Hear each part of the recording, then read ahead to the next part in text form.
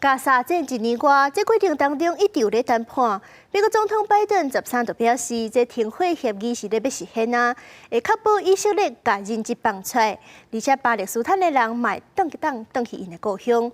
预计这头一阶段是停火42天，先互相放出33个人。不过以色列甲小马烦恼讲，若是因撤军了后，哈马斯就永远袂甲剩的人质放出来。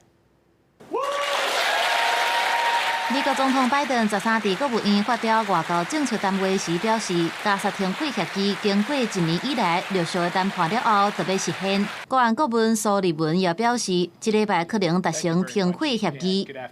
Palestinian people deserve peace and the right to determine their own future. Israel deserves peace and real security.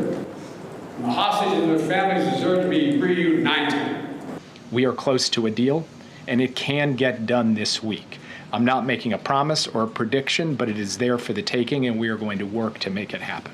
美国有线电视新闻网 CNN 引述以色列官员的讲法指出，哈马斯按算会伫第一阶段放出33个人质。以色列认为大多数还佫活咧，不过其中一寡人可能已经过身啊。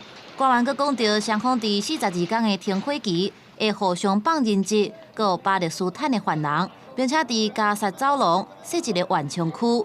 The first phase would last roughly 6 weeks, and during that time, Hamas would release some of the 100 hostages it's holding in Gaza.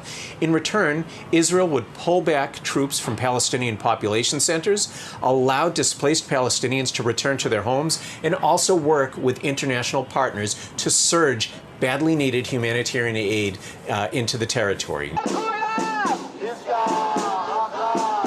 手举蜡烛甲亲人的相片画口号，伫着来维护的街头示威。有人质的家属对停火协议表达烦恼，因为因认为，若是以色列撤军，哈马斯是永远袂甲剩的人质放回来。因阁指出，甲因为太以色列人互关伫监狱的巴勒斯坦犯人放出来，敢若会互即款的绑票甲暴力的事件愈来愈多。公司新闻电话人编译。